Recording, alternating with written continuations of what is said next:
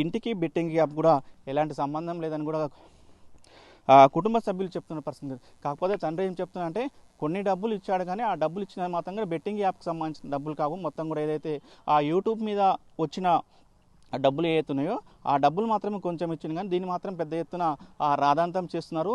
ఆ విధంగా రాదాంతం చేయొద్దని కూడా అతను కూడా చెప్పిన పరిస్థితి కనపడుతుంది. మొత్తం కూడా రవీందర్ ఒకటే చెప్తున్నారు, మొత్తం కూడా ఎట్టి పరిస్థితుల్లో కూడా బయ్యా సన్నీ యాదవ్ మాత్రం తుంగ వస్తున్నాడు. నూతన్ కల్కి ఒక 10 వారం రోజుల్లోనే వస్తుందని కూడా చెప్తున్నారు. దీనికి సంబంధించిన కూడా ఆ పోలీసులు కూడా మాకు సంబంధించిన కూడా అన్ని ఎవిడెన్స్ కూడా అడిగారని కూడా చెప్తున్న పరిస్థితి. దానికి సంబంధించిన మొత్తం కూడా ఎవిడెన్స్ కూడా మేము పోలీసులకు ఇచ్చాము. ఏదైతే బయ్యా సన్నీ యాదవ్కి సంబంధించిన 3 సెల్ ఫోన్లకు సంబంధించిన నెంబర్స్ కూడా ఆల్రెడీ పోలీస్ స్టేషన్లోకి ఇచ్చాము. ఆధార్ కార్డు కూడా ఇచ్చాము.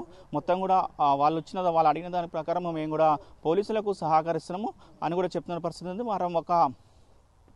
వారం రోజుల్లోనే బయ్యా సన్నీ యాదవ్ ఎవరైతే ఉన్నారో అతను కూడా ఇక్కడికి నూతనకల్కి వచ్చే అవకాశం ఉందని కూడా ఆ కుటుంబ సభ్యులు చెప్తున్న పరిస్థితి కనపడుతుంది. మొత్తం కూడా ఆరోపణలు వస్తున్నాయి. ఈ ఆరోపణలు మొత్తం కూడా ఖండించడానికి కూడా బయ్యా సన్నీ యాదవ్ ఇప్పుడైతే ఆ నూతనకల్కి వస్తారో నూతనకల్కి వచ్చిన తర్వాత కూడా ఆ ప్రెస్ మీట్ పెట్టి కూడా మొత్తం కూడా వివరిస్తామని చెప్తున్నారు. ఎట్టి పరిస్థితుల్లో మేము మాత్రం ఇప్పుడు మీడియాతో మాట్లాడమని కూడా వారు కరాఖండిగా చెప్తున్న పరిస్థితి.